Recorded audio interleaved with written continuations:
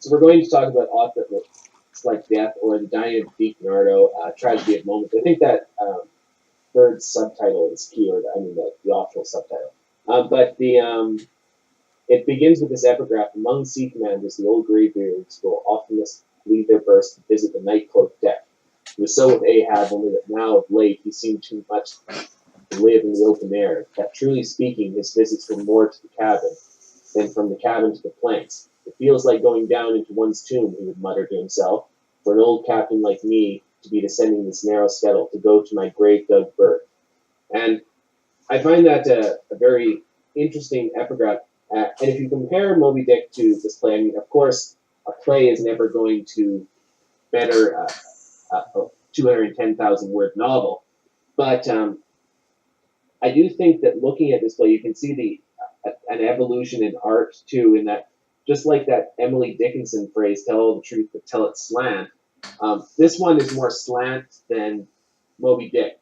Moby Dick is way more A to B to C when you look at that, because some of the expected moments, the search for the whale, using this epigraph and then connecting it to Deep Nardo, I think is a much more slant and poetic way, even though it's way more direct and dealing with the characters and their organic struggles, instead of soliloquizing poetically in a really a melodrama of sorts.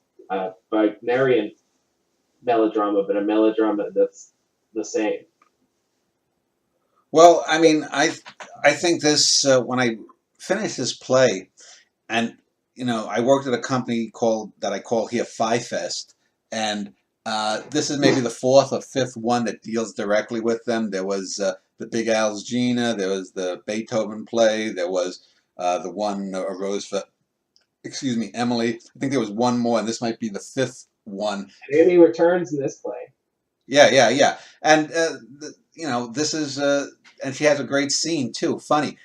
And the characters here are inherently comic, but what happens to them isn't comic, and that's the interesting thing, because the Deke Nardo character is at once seemingly a petty, detestable man.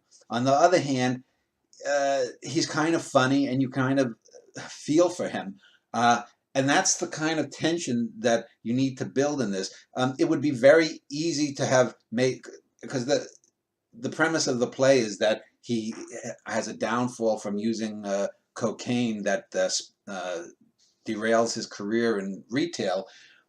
But it's really not about that. It's about the human weakness to go down. And like I said, I use this epigraph from Moby Dick, which is Wagnerian kind of melodrama. But this is the antithesis of that. This is a physically small-statured man who curses a lot and whatnot. And there's a host of characters that are around. And Danny Wagner was there so that 30 years later he could detail this.